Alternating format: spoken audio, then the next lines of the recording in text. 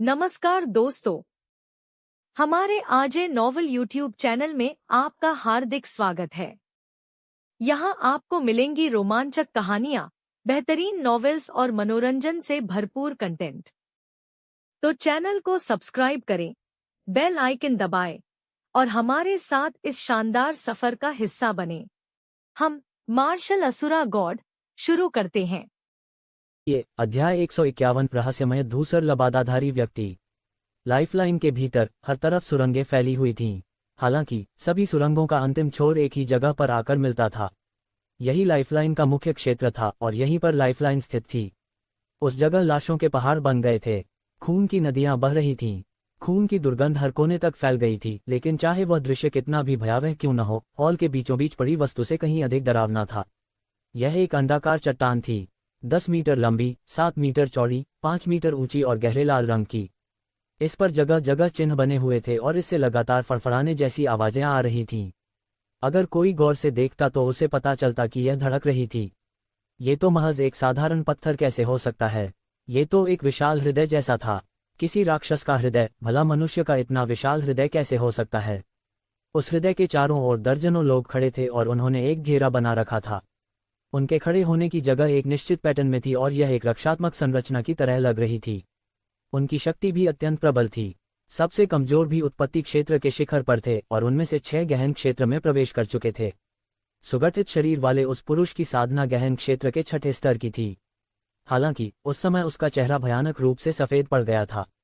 उसका बायां हाथ उसकी छाती पर था और उससे धीरे धीरे खून बह रहा था।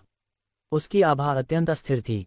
हालांकि वह गहन साधना के 6ठे स्तर पर था, ऐसा लग रहा था मानो उसकी शक्ति का एक हिस्सा अवरुद्ध हो गया हो और उस क्षण वह केवल गहन साधना के 5वें स्तर पर ही था। वह श्वेत बाग विला का स्वामी यशोधन रावत था। यशोधन रावत के चारों ओर सैकड़ों लोग जमा थे जो उसका सामना कर रहे थे। हालांकि समूह की व्यक्तिगत शक्ति यशोधन रावत के समूह जितनी मजबूत नहीं थी, लेकिन उनकी साधना कमजोर नहीं थी और उनकी कुल शक्ति को यशोधन रावत के समूह के लगभग बराबर कहा जा सकता है। समूह में जो पुरुष नेता था उसका चेहरा यशोधन रावत से काफी मिलता जुलता था, लेकिन वह स्पष्ट रूप से उससे बड़ा था। वह यशोधन रावत का बड़ा भाई यशस्वी था। वह व्हाइट टाइगर विला का दूसरा विशेषज्ञ था और गहन साधना के 5वें स्तर पर था। यशस्वी के अलावा सैकड़ों लोगों में एक और शक्तिशाली व्यक्ति था जो गहन क्षेत्र के प्रथम स्तर पर था। हालांकि उस व्यक्ति का कद काफी छोटा था और उसने भूरे रंग का चोला पहना हुआ था। वह धूसर चोगा बेहद विचित्र था। उसने न केवल उस व्यक्ति का चेहरा छिपा रखा था, बल्कि उस पर कई प्रतीक भी छपे हुए थे। उन प्रतीकों के पैटर्न जयंत के सफेद चोगे से भी कहीं अधिक जटिल थे। ये पूरी तरह से रहस्यमय था, लेकिन एक नज़र में ही समझ आ गया कि यह कोई साधारण मामला नहीं है। मेरे छोटे भाई, मुझ पर भरोसा रखो। मैं व्हाइट टाइगर विला के बारे में सोच रहा हूँ। यशस्वी के हाथ में एक काली तलवार थी।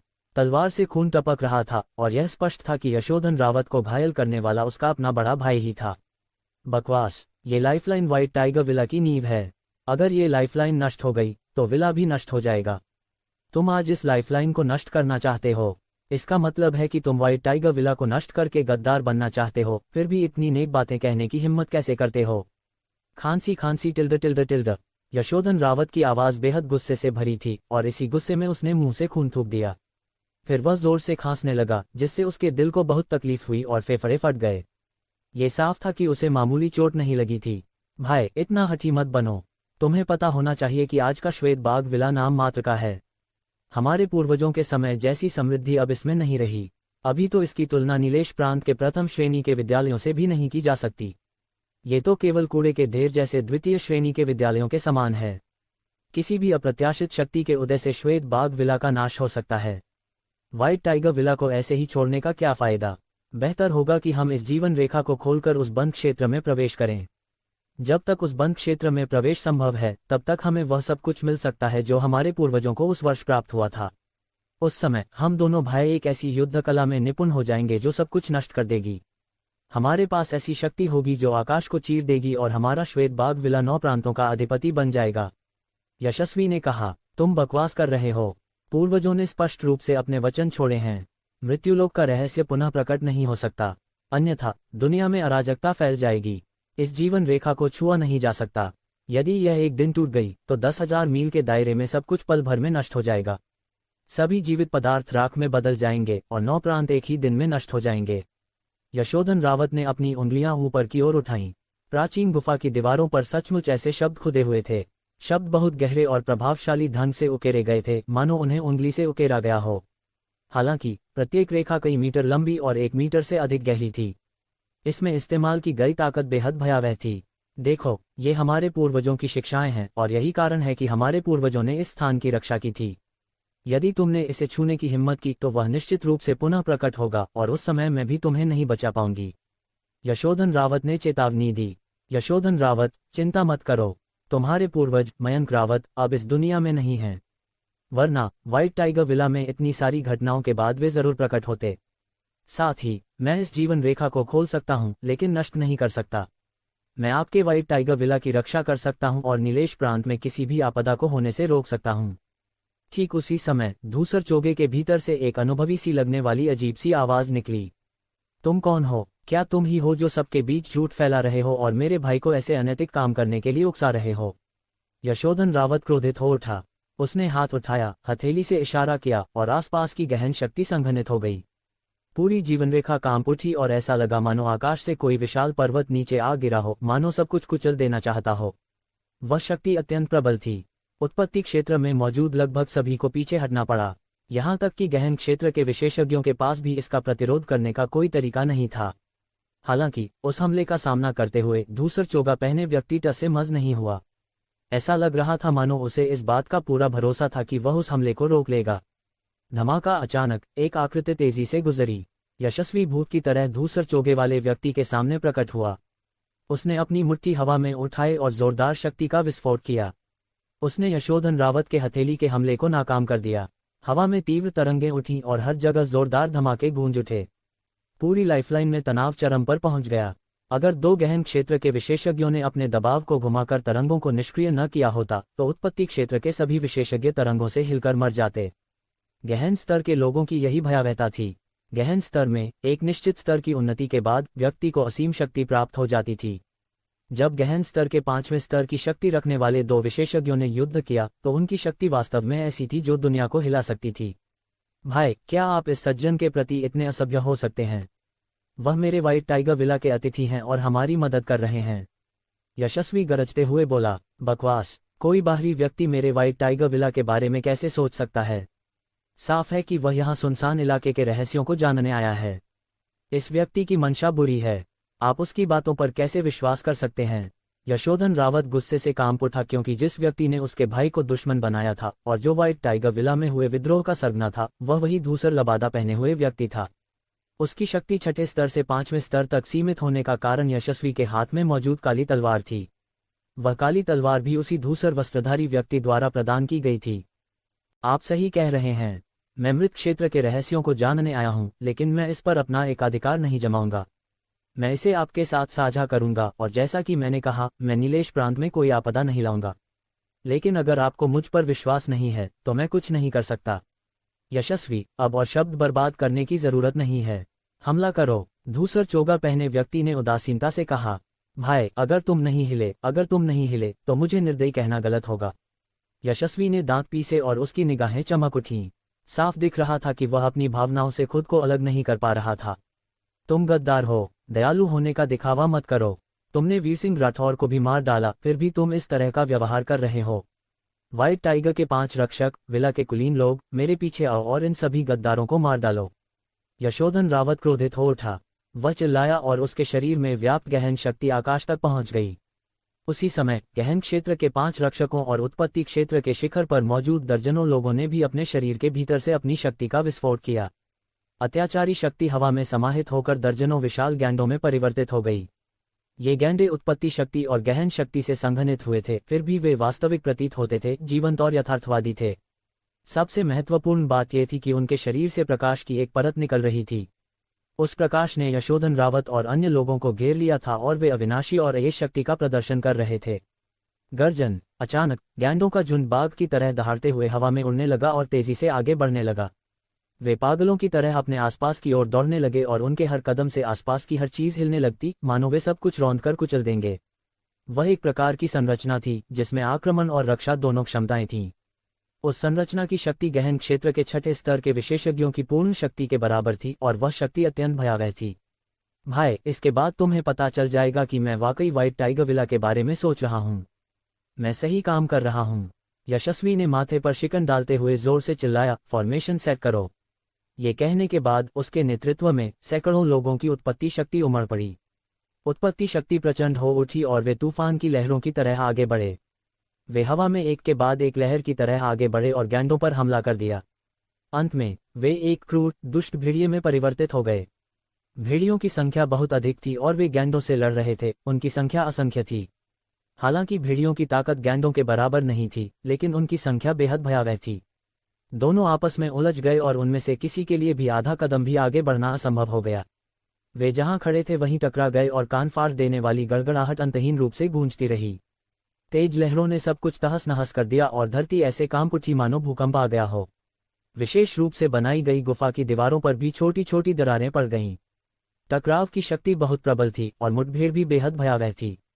इससे भी अधिक भयावह बात यह थी कि संरचनाओं के कारण दोनों पक्षों की गहन और उत्पत्ति शक्ति पर्याप्त थी और वह मुठभेड़ लंबे समय तक चली। हालांकि चाहे शक्ति कितनी भी प्रबल क्यों न हो, एक समय ऐसा आता है जब वह कमजोर पड़ जाती है। जब वे दो अत्याचारी संरचनाएं कई घंटों तक आपस में टकराती रहीं, तो उत्पत्ति लोक में लगभग सभी लोग गिर पड़े।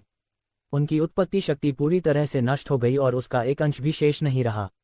वे जमीन पर ऐसे पड़े थे मानो मरने वाले हों, बिना जरा भी हिले डुले। केवल यशोधन रावत और 5 रक्षक ही बच पाए। यशस्वी की हालत और भी बदतर थी। सैकड़ों लोगों में से केवल वही और धूसर वस्त्रधारी व्यक्ति ही खड़े रह पाए। धूसर चोगा पहने वह व्यक्ति चुपचाप सब कुछ देख रहा था और उसने हमला नहीं किया। यशस्वी भी कमजोर नहीं था। उसके हाथ में मौजूद काली तलवार से लगातार एक अजीब सी शक्ति निकल रही थी और वह शक्ति धीरे धीरे उसके शरीर में समा रही थी। इसी अजीब शक्ति के कारण वह बिना किसी नुकसान के 6 लोगों से एक साथ लड़ सका। गद्दार, अपनी बची हुई जान भी कुर्बान कर दूं तो भी तुम दोनों को मार डालूंगा। अचानक यशोधन रावत चिल्लाया और उसके शरीर में समाई हुई गहन शक्ति ज्वार की तरह उमड़ पड़ी, ज्वालामुखी की तरह फूट पड़ी और उसकी शक्ति पल भर में कई गुना बढ़ गई। उसके पीछे खड़े 5 रक्षकों पर भी उसकी इच्छाशक्ति का प्रभाव पड़ा और उन्होंने अपने शरीर की सारी गहन शक्ति को बाहर निकालकर उस संरचना की ओर भेज दिया। वे यशस्वी और धूसर वस्त्रधारी व्यक्ति को एक ही प्रहार में समाप्त करना चाहते थे। 6 गहन स्तर के विशेषज्ञों की पूरी शक्ति ने मिलकर हवा में एक विशाल गैंडे का रूप धारण कर लिया।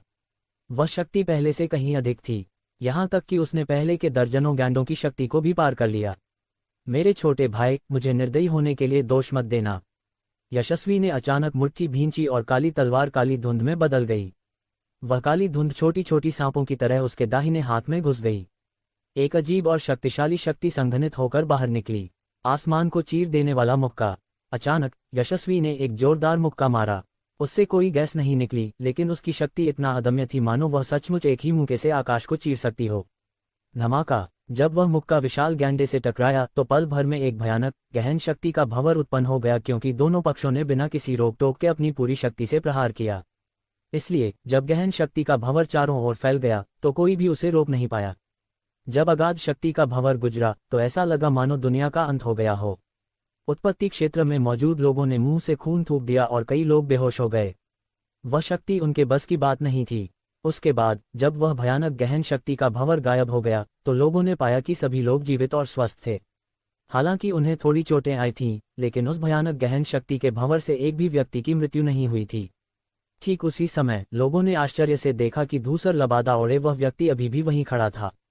उस व्यक्ति के हाथ में बैंगनी प्रकाश उत्पन्न हुआ, लेकिन वह तुरंत ही विलीन हो गया। आपने हमें बचाया। यशोधन रावत को यकीन नहीं हो रहा था। साफ तौर पर उस व्यक्ति का इरादा बुरा था। तो फिर जब वह व्यक्ति मृत क्षेत्र का रहस्य जानने आया था तो उसने उनकी जान क्यों बचाई? जैसा कि मैंने कहा, यह व्यक्ति अच्छा इंसान है। वह हमें नुकसान पहुंचाने नहीं बल्कि हमारी मदद करने आया था। यशस्वी ने समझाया। बकवास! वो तुम्हें बहका रहा है ताकि हम दोनों आत्महत्या कर लें। अभी व्हाइट टाइगर विला के मेरे लोग बुरी तरह घायल हैं और मर चुके हैं। सब उसी की वजह से। तुमने कहा कि वो हमारे बारे में सोच रहा है। यशोधन रावत गुस्से से चिल्लाया। वो अपने बेवकूफ बड़े भाई की वजह से सचमुच पागल हो रहा था। धूसर चोगा पहने उस व्यक्ति ने दोनों भाइयों के झगड़े पर कोई ध्यान नहीं दिया और वह धीरे धीरे जीवन रेखा की ओर बढ़ता चला गया। उसके सामने पहुंचकर उसने एक आकृति बनानी शुरू की। जैसे जैसे वह आकृति घूमती गई, हृदय के आकार की जीवन रेखा सिकुड़ती गई। उसके गायब होते ही एक विशाल काला छेद प्रकट हो उठा। वह कोई साधारण ब्लैक होल नहीं था। वह गैस से संघनित होकर बना था और एक काले रंग के भंवर जैसा था। वह धीरे धीरे घूम रहा था और ऐसा लग रहा था मानो उसमें निगलने की शक्ति हो। लोग उसे देखते ही कांप उठते थे और ऐसा लगता था मानो एक बार उसमें प्रवेश करने के बाद वापस बाहर निकलना असंभव हो। वह जीवन और मृत्यु को अलग करता था। हालांकि धूसर चोगा पहने वह व्यक्ति न केवल इतने भयानक रहस्यमय काले गड्ढे से भयभीत नहीं था बल्कि प्रसन्न भी था। हालांकि उसका चेहरा दिखाई नहीं दे रहा था, लेकिन उसके शरीर से उसकी प्रसन्नता का एहसास किया जा सकता था। वह ब्लैक होल की ओर बढ़ा, लेकिन जब वह उसके सामने पहुंचा तो रुक गया, हल्के से अपना सिर घुमाया, यशस्वी की ओर देखा और फिर बोला, तुम्हारा छोटा भाई सही कह रहा है। इस मृत क्षेत्र का रहस्य वाकई असाधारण है। मैं इसे तुम्हारे साथ क्यों साझा करूं? तुमने मुझे धोखा दिया। पूफ! यशस्वी के क्रोध ने उसके हृदय पर प्रहार किया और उसके रक्त की एक बूंद उसके मुंह से बाहर निकल गई। उसके बाद वह असहाय होकर जमीन पर गिर पड़ा। हालांकि उसका शरीर बुरी तरह हिल रहा था, लेकिन उसमें उठने की शक्ति नहीं थी। ये स्पष्ट था कि क्रोध ने उसे काफी घायल कर दिया था। उस स्थिति को देखकर यशोधन रावत ने धीरे धीरे अपनी आंखें बंद कर लीं। उसके चेहरे पर लाचारी और उदासी साफ झलक रही थी। हालांकि यह सब उसके बड़े भाई ने किया था, फिर भी उस पर एक अपरिहार्य जिम्मेदारी थी। अगर उसे किसी बात को दोष देना ही था तो वह सिर्फ अपने भाई पर अत्यधिक विश्वास को ही दोष दे सकता था। उसने अधिकांश निर्णय यशस्वी को सौंप दिए थे, क्योंकि वह दिन भर एकांत में साधना करता था और सांसारिक मामलों में दखल नहीं देता था। अगर ऐसा न होता तो भले ही यशस्वी का कोई इस्तेमाल कर रहा होता, फिर भी उन्हें इतना बड़ा नुकसान होना असंभव था। गड़गड़ाहट गड़गड़ाहट। लेकिन ठीक उसी समय उस रहस्यमयी ब्लैक होल से गड़गड़ाहट की आवाजें आईं। वह आवाज बहुत ही अजीब थी। ऐसा लग रहा था जैसे वह बहुत दूर से आ रही हो, लेकिन उस आवाज को सुनते ही लोग बेहद बेचैन हो गए। ऐसा लग रहा था जैसे कोई डरावनी चीज जन्म लेने वाली हो। हा, तुम्हें लगता है कि तुम मेरे पूर्वज से सब कुछ हासिल कर सकते हो। तुम्हें लगता है कि तुम्हारे पास शक्ति है। तुम्हें लगता है कि तुम योग्य हो। इस जीवन रेखा के नीचे मृत्यु क्षेत्र है। इस मृत्यु क्षेत्र के भीतर एक अत्यंत भयानक चीज कैद है। अगर आप जीवन रेखा खोलेंगे तो वह बाहर आ जाएगी। वह नीलेश प्रांत को पूरी तरह से नष्ट कर देगी और महाद्वीप का नाश हो जाएगा। आपको कुछ नहीं मिलेगा, आप भी हमारी तरह ही उसके हाथों मारे जाएंगे। यशोधन रावत पागलों की तरह हंसा। वह हताश था। उसे अपने पूर्वज के वचनों पर पूरा विश्वास था और वह जानता था कि उन सभी की मृत्यु उसी स्थान पर होगी। पूरा नीलेश प्रांत या शायद पूरा महाद्वीप एक विपत्ति का सामना करने वाला था। हम्फ! धूसर चोगा पहने उस व्यक्ति ने ठंडी सी आवाज में फुफकारा और एक झटके में उस अजीब से काले गड्ढे में कूद गया। सबसे अजीब बात यह थी कि धूसर चोगा पहने उस व्यक्ति के अंदर जाते ही डरावनी गड़गड़ाहट की आवाज धीरे धीरे कम होती गई और फिर पूरी तरह से गायब हो गई। इससे भी ज्यादा महत्वपूर्ण बात यह थी कि वह रहस्यमय ब्लैक होल भी धीरे धीरे सिकुड़ता जा रहा था और ऐसा लग रहा था कि वह बंद होने वाला है। लाइफलाइन नष्ट हो गई है, लेकिन व्हाइट टाइगर विला अभी तक तबाह नहीं हुआ है। सभी लोग जल्दी से ब्लैक होल में प्रवेश करें। वह मृत्यु क्षेत्र है और हमें मयंक रावत का सारा सामान मिल सकता है। ये देखकर अचानक किसी ने चीख मारी। उस आवाज के गूंजते ही सबने ब्लैक होल की ओर चढ़ने की पूरी कोशिश की, लेकिन उनमें कोई ताकत नहीं बची थी। सचमुच वे 1 इंच भी आगे बढ़ने में असमर्थ थे। हालांकि ब्लैक होल बेहद करीब था, फिर भी उनके पास पहुंचने का कोई रास्ता नहीं था। कई लोग लगातार पछता रहे थे। कुछ दहाड़ रहे थे, कुछ चीख रहे थे और कुछ में तो कुछ भी करने की ताकत ही नहीं थी। ता। ठीक उसी समय तेज कदमों की आहट लगातार सुनाई देने लगी। उसके पीछे पीछे एक व्यक्ति बिजली की तरह दौड़ता हुआ आया और अंत में जीवन रेखा के बीचों बीच आकर खड़ा हो गया। ये रुद्र और मिराया रावत थे। पिताजी! यशोधन रावत को देखते ही मिराया रावत झट से दौड़कर अपने पिता के गले लग गई। रुद्र ने ध्यानपूर्वक अपने आसपास का जायजा लिया। अभी अभी सुनी बातों से रुद्र को यह आभास हुआ कि वहां कोई और भी शक्तिशाली व्यक्ति मौजूद था, लेकिन स्पष्ट रूप से उस समय वह व्यक्ति वहां से जा चुका था। रुद्र, जल्दी से ब्लैक होल में प्रवेश करो। निस्संदेह यही सम्राट के मकबरे का प्रवेश द्वार है। जब रुद्र की नजर ब्लैक होल की ओर पड़ी तो मायावी रानी की मधुर आवाज सुनाई दी, जो असामान्य रूप से उत्साहित थी। लगभग उसी समय जब मायावी रानी बोल रही थी, रुद्र ब्लैक होल की ओर दौड़ा। उस समय ब्लैक होल पहले से ही बहुत छोटा था। रुद्र के लिए उसमें प्रवेश करना असंभव था, इसलिए उसने केवल ताली बजाई और गोता लगाने की मुद्रा में सिर के बल ब्लैक होल में छलांग लगा दी। कुछ क्षण बाद ब्लैक होल पूरी तरह से बंद हो गया और लाइफलाइन से गायब हो गया। ऐसा लगा मानो वह कभी प्रकट ही नहीं हुआ था और उसने अपने पीछे कोई निशान नहीं छोड़ा। उस क्षण कई लोग बेहद निराश हुए। उन्हें लगा कि वे अपने समय के विशेषज्ञ बनने का मौका गंवा चुके हैं। आखिरकार उसी वर्ष मयंक रावत ने मृत्यु क्षेत्र में प्रवेश करने के बाद कुछ विशेष लाभ प्राप्त करके इतना शक्तिशाली व्यक्तित्व हासिल किया था। लेकिन साथ ही कई लोग शांत भी हो गए थे। उन्हें लगा कि लाइफलाइन के नष्ट होते ही कोई भयानक जीव बाहर निकल आएगा। उससे व्हाइट टाइगर विला तुरंत नष्ट हो जाएगा और स्वाभाविक रूप से उनकी जान भी चली जाएगी। हालांकि ऐसा कुछ होता हुआ प्रतीत नहीं हुआ। पिताजी, मिराया रावत यशोधन रावत के बगल में आराम से बैठ गई और उसकी आंखों में आंसू भर आए। मिराया, अभी अभी वो युवक कौन था? मैंने उसे पहले कभी क्यों नहीं देखा? यशोधन रावत अभी भी उस जगह को घूर रही थी जहां ब्लैक होल गायब हो गया था और उसके दिल में कुछ अवर्णनीय भावनाएं उमड़ रही थीं। ये रुद्र हैं और एक विश्व आत्मावादी हैं। हालांकि ये बुरे इंसान नहीं हैं। यात्रा के दौरान अगर उन्होंने मेरी रक्षा न की होती तो मेरे लिए यहाँ जिंदा वापस लौटना नामुमकिन था। इस बात को ध्यान में रखते हुए मिराया रावत ने पास खड़े यशस्वी पर तीखी नजर डाली। इस समय व्हाइट टाइगर विला का सबसे बड़ा अपराधी वही था। विश्व आत्मावादी यशोधन रावत चिंतनशील प्रतीत हो रहा था। वह अपने पूर्वज मयंक रावत के शब्दों पर दृढ़ विश्वास रखता था, जीवन रेखा नष्ट हो जाए तो विला भी नष्ट हो जाता है। हालांकि उस समय जीवन रेखा टूट चुकी थी, फिर भी विला पूरी तरह से सुरक्षित था। उसे इस बात पर संदेह था कि क्या धूसर वस्त्रधारी व्यक्ति ने कुछ किया था, लेकिन उसे इस बात पर और भी अधिक संदेह था कि क्या गहन क्षेत्र के प्रथम स्तर पर मौजूद उस धूसर वस्त्रधारी व्यक्ति के पास उस प्रकार की शक्ति थी या नहीं। उसी समय रुद्र एक स्वप्निल अवस्था में प्रवेश कर गया। उसके चारों ओर सब कुछ घोर अंधकार में था और एक प्रबल आकर्षण उसे तेजी से आगे खींच रहा था। कुछ देर बाद रुद्र की आंखों के सामने चकाचौंध कर देने वाली रोशनी फैल गई। उसी समय आसपास का अंधेरा धीरे धीरे छट गया। जब उसके पैर जमीन पर मजबूती से टिके तो उसके आसपास का वातावरण पूरी तरह बदल गया था। ये किसी महल जैसा था क्योंकि यह बेहद आलीशान था, ऊपर स्थित लाइफलाइन की तुलना में कई गुना अधिक। रुद्र ने अब तक इससे पहले इतना आलीशान स्थान कभी नहीं देखा था। यह एक विशाल आकृति की तरह था क्योंकि हर जगह प्रतीक उकेरे गए थे। वे सभी जगमगाती रोशनी से आपस में जुड़े हुए थे और ऐसा लग रहा था मानो यह एक विशाल जाल हो जिसने पूरे क्षेत्र को घेर रखा हो। यह एक मकबरे जैसा था क्योंकि इन सब के केंद्र में एक गोलाकार मंच था। उस गोलाकार मंच के बीचों बीच एक चमकदार क्रिस्टल का ताबूत रखा हुआ था। क्रिस्टल का मकबरा पारदर्शी था। रुद्र मंच पर आया और उसने स्पष्ट रूप से देखा कि मकबरे के अंदर एक बूढ़ा व्यक्ति लेटा हुआ था। उस बूढ़े व्यक्ति के बाल बर्फ जैसे सफेद थे, चेहरा कागज जैसा पतला था और शरीर सूखा हुआ था, मानो किसी लकड़ी का टुकड़ा हो। फिर भी इन सब के बावजूद वह एक दमनकारी अनुभूति देता था क्योंकि जब वह जीवित था तब वह स्वर्गलोक का साधक था। स्वर्गलोक का साधक, हाँ, ये तो बहुत बढ़िया है।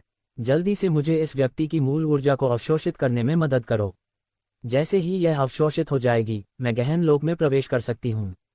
जब जरूरत होगी मैं अपनी शक्ति तुम्हें सौंप सकती हूँ। अभी तुम जिस तरह से काम कर रहे हो उससे तुम विराज को आसानी से मार सकते हो। यहाँ तक कि सिंदूरी पक्षी नगर का अजित परिवार भी शायद तुम्हें रोक ना पाए। मायावी रानी की मधुर आवाज सुनाई दी और उसी क्षण वह इतनी उत्साहित हो गई कि आध्यात्मिक जगत में बेतरतीब ढंग से उछलने कूदने लगी। वह एक खुश बच्चे की तरह व्यवहार कर रही थी क्योंकि स्वर्गलोक के विशेषज्ञ की ऊर्जा उसे बहुत आकर्षित कर रही थी। स्वर्गलोक, ये स्वर्गलोक के एक विशेषज्ञ के अवशेष हैं। क्या ये श्वेत बाघ विला के पूर्वज सबसे शक्तिशाली आक्रमण विधि में पारंगत मयंक रावत हैं? मायावी रानी की तुलना में जो केवल उसकी स्रोत ऊर्जा को अवशोषित करना चाहती थी, रुद्र उस बूढ़े व्यक्ति को देखकर गहरा सम्मान महसूस करता था। इसका कारण ये था कि उसकी शक्ल पौराणिक कथाओं के मयंक रावत से बहुत मिलती जुलती थी। वह कौन है, इससे किसे फर्क पड़ता है? जल्दी से क्रिस्टल का ताबूत खोलो, वरना जब वह विश्व आत्मावादी लौटेगा तो तुम और मैं मर जाएंगे। मायावी रानी ने अधीरता से याद दिलाया। विश्व आत्मावादी, जो व्यक्ति पहले आया था वह विश्व आत्मावादी था। रुद्र को बहुत आश्चर्य हुआ। उसने कभी सोचा भी नहीं था कि मायावी रानी, जिसने उस व्यक्ति का चेहरा भी नहीं देखा था, उसकी पहचान जान सकती है। हालांकि कुछ सोचने के बाद ये बात समझ में आ गई। संभवतः केवल विश्व आत्माविद ही इस क्षेत्र में प्रवेश करने के लिए तथाकथित जीवन रेखा को समझ पाए थे। भले ही वह गहन स्तर का विश्व आत्माविद जयंत के बराबर न हो, फिर भी वह निश्चित रूप से एक प्रभावशाली व्यक्तित्व था। इस बात को सोचते हुए रुद्र ने अब और संकोच नहीं किया। क्रिस्टल ताबूत का ढक्कन खोलने के बाद उसने सबसे पहले स्वर्गलोक में स्थित उस शक्तिशाली व्यक्ति को प्रणाम किया और फिर उसकी मूल ऊर्जा को अवशोषित करना शुरू कर दिया। ये कहना ही पड़ेगा कि स्रोत ऊर्जा असाधारण रूप से शक्तिशाली थी। ये गहन स्तर की ऊर्जाओं से अतुलनीय थी और इसे अवशोषित करते समय रुद्र थोड़ा तनावग्रस्त हो गया। हालांकि विश्व आत्मावादी के लौटने से पहले स्रोत ऊर्जा को पूरी तरह से अवशोषित करने के लिए रुद्र को केवल मायावी रानी को इसे जितनी जल्दी हो सके अवशोषित करने में मदद करनी पड़ी। हाँ, ये तो बहुत बढ़िया है। इसका स्वाद तो लाजवाब है और मेरी साधना फिर से बढ़ने लगेगी।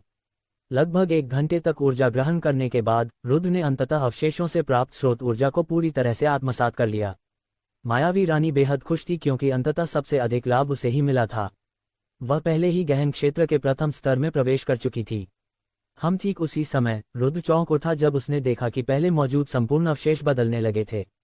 सफेद कपड़ों के नीचे का शरीर तेजी से सिकुड़ रहा था, खून और मांस तेजी से गायब हो गए और वह सूखी हड्डियों का ढेर बन गया। ये ऐसा क्यों हुआ? रुद्र पूरी तरह से हैरान था। उसे अच्छी तरह याद था कि स्रोत ऊर्जा को अवशोषित करने से अवशेषों पर कोई असर नहीं पड़ेगा, फिर भी स्रोत ऊर्जा को अवशोषित करने के बाद वे उत्तम अवशेष भयानक हड्डियों में क्यों बदल गए?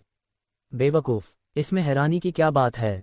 उसके अवशेष इसलिए साबुत रह पाए क्योंकि इस क्रिस्टल ताबूत में कुछ खास प्रभाव थे।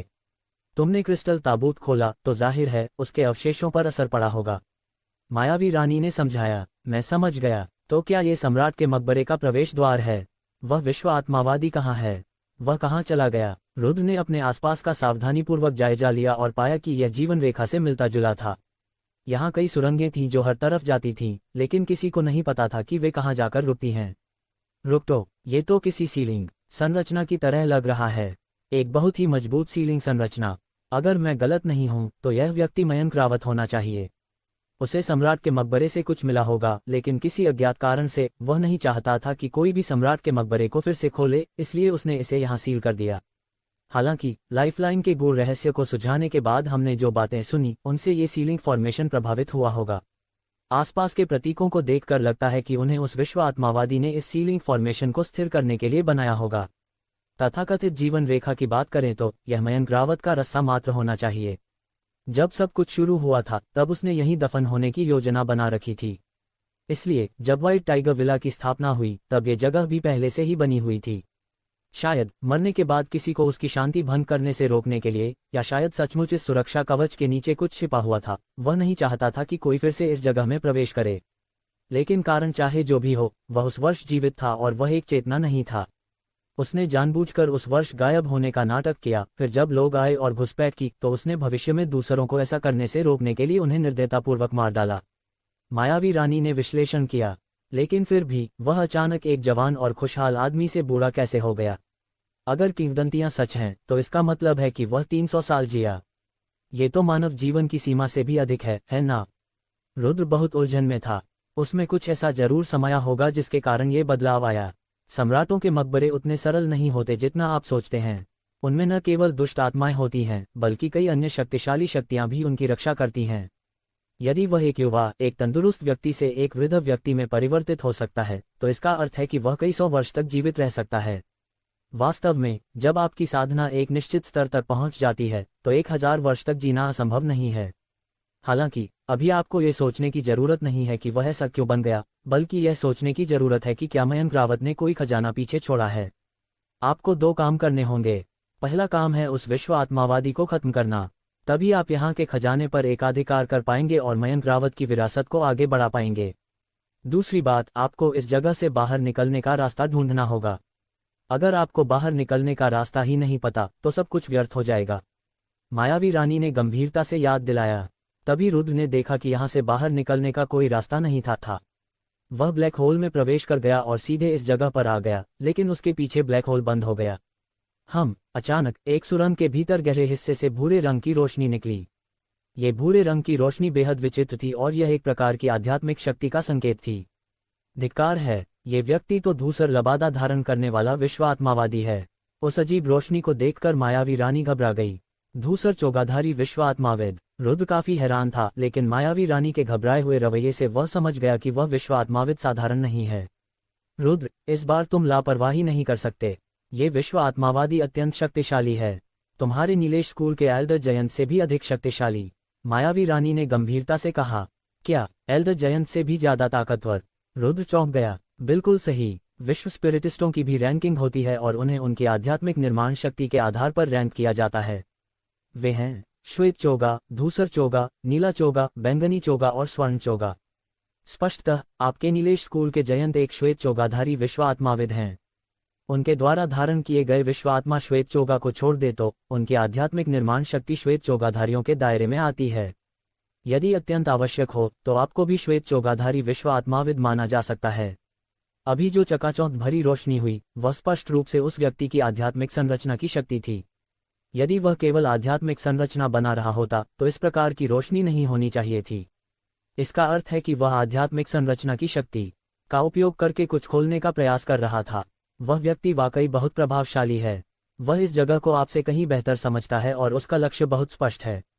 इतना स्पष्ट कि वह मयंक रावत की मूल ऊर्जा को भी दरकिनार कर जो कुछ भी वह अभी खोल रहा है उसे खोल सकता है। अगर मेरा अनुमान सही है तो वह चीज़ मयंक रावत की स्रोत ऊर्जा से भी अधिक आकर्षक होनी चाहिए।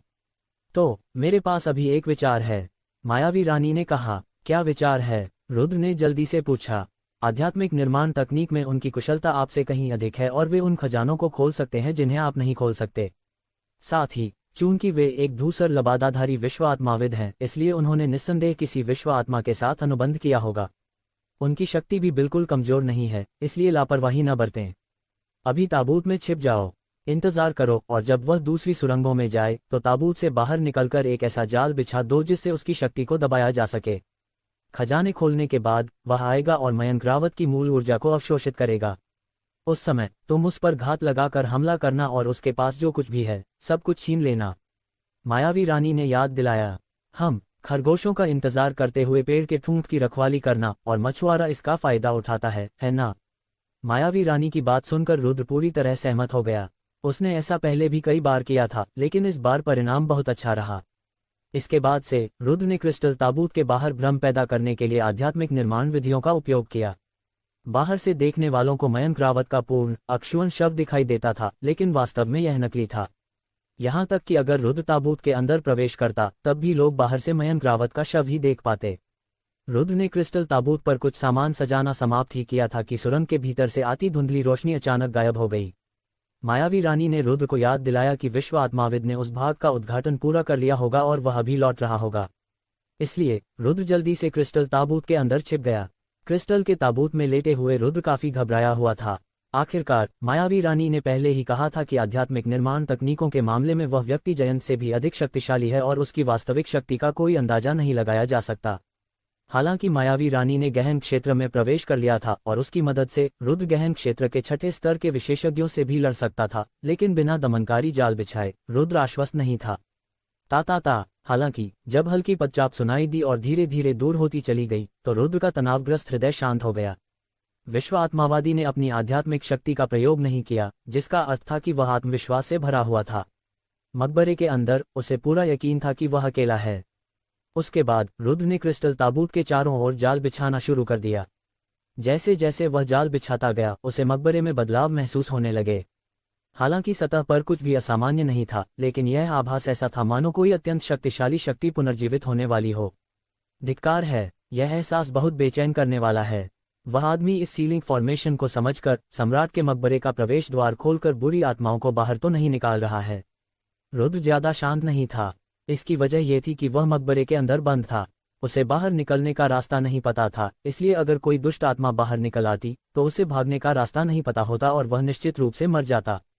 चिंता मत करो, इस सीलिंग फॉर्मेशन का मूल तत्व यही है। अगर वह सीलिंग फॉर्मेशन को खोलना चाहेगा तो वह इसे स्थिर करने के लिए प्रतीकों का उपयोग नहीं करेगा। अगर मेरा अनुमान सही है तो वह किसी भी जीव को मुक्त नहीं करने वाला है। वह संभवतः एक सीलबंद मार्शल कौशल को खोल रहा है, जो कि मृत क्षेत्र का रहस्य है जिसका उसने पहले जिक्र किया था। मायावी रानी ने समझाया। सच में ये तो बहुत बढ़िया होगा। उस पर रुद्र बेहद उत्साहित हो गया। आखिर मयंक रावत ने उस साल जो मार्शल आर्ट कौशल हासिल किया था वह वाकई अद्भुत था। अगर वह उसे पा लेता तो यह मानो तुरुप का पत्ता हासिल करने जैसा होता। गड़गड़ाहट गड़गड़ाहट। विश्व आत्मावादी के अंतिम सुरंग में प्रवेश करने के कुछ ही समय बाद पूरी कब्र ऐसे कांपने लगी मानो कोई शक्तिशाली चीज जन्म लेने वाली हो। हालांकि यह उस शोर से बिल्कुल अलग था जो उसने लाइफलाइन में पहले सुना था। वह लगभग काम पूरा कर चुका है। मेरे अनुमान बिल्कुल सही निकले। वह जो खोल रहा है वह एक गुप्त विधि है और भले ही यह मृत्यु क्षेत्र का रहस्य न हो, यह कोई साधारण मार्शल कौशल नहीं होगा, वरना इतनी बड़ी हलचलें नहीं होती। मायावी रानी ने उत्साह से कहा। रुद्र भी इसी तरह उत्साहित था और उसने जाल बिछाने की गति तेज कर दी। वह टिल्ड। ठीक उसी समय हर दिशा से बाघ की दहाड़ सुनाई दी। वह आवाज इतनी तेज थी कि मानो पूरी दुनिया हिल गई हो। ये हजारों जानवरों के असली राजा की दहाड़ थी। ये किसी के भी दिल को दहला सकती थी, लोगों के मन में भय पैदा कर सकती थी और उन्हें आत्मसमर्पण करने पर मजबूर कर सकती थी। हे भगवान, ये आवाज! तुमने कहा था कि वो बुरी आत्माओं को नहीं छोड़ रहा था। रुद्र के माथे पर पसीना आ गया था क्योंकि वो उस गर्जना से ही उस वस्तु की शक्ति को महसूस कर सकता था। बेवकूफ, तुम विश्व आत्मावादी हो, लेकिन तुम बुरी आत्माओं और आत्माओं में अंतर भी नहीं कर सकते। क्या बुरी आत्मा की आभा इतनी दयालु होगी? यह कोई बुरी आत्मा नहीं है। यह एक बहुत बड़ा अवसर है, क्योंकि यह कोई साधारण मार्शल कला नहीं है। यह एक गुप्त कला है। क्या तुम जानते हो कि यह क्या है? मायावी रानी उम्मीदों पर खरा न उतर पाने से निराश लग रही थी, लेकिन उसकी आवाज में असामान्य उत्साह था। गुप्त कौशल, वो क्या है? मायावी रानी की बात सुनकर रुद्र को लगा कि यह मामला सरल नहीं है, इसलिए उसने ध्यान से सवाल किया। गुप्त कौशल मार्शल कौशल से कहीं बढ़कर विधियां हैं। इन्हें पदक्रम तक सीमित नहीं किया जा सकता, क्योंकि इनकी शक्ति व्यक्ति के अनुसार बदलती रहती है। हालांकि इनमें उत्कृष्ट लोगों पर दबाव डालने और दुनिया को हिला देने की क्षमता होती है। गुप्त कौशल ऐसी क्षमताएं हैं जिनमें जीवन होता है। इन्हें कागज पर नहीं लिखा जा सकता और हर कोई इन्हें समझ नहीं सकता, क्योंकि लोग इन्हें सीखते नहीं हैं।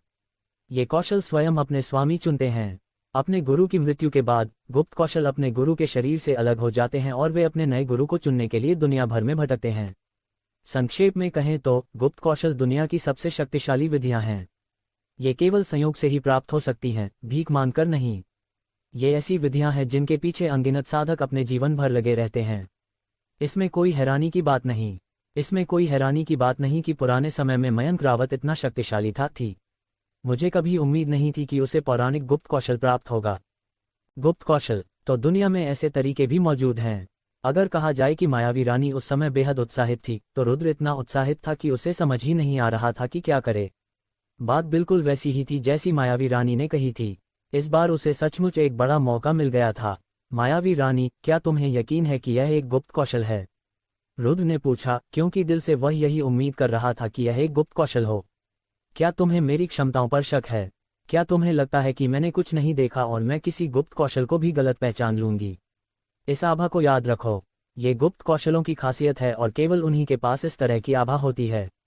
मायावी रानी ने समझाया, लेकिन ये तो बहुत ही शक्तिशाली आभा है। क्या इतनी शक्तिशाली हस्ती मेरी सेवा करने को तैयार होगी?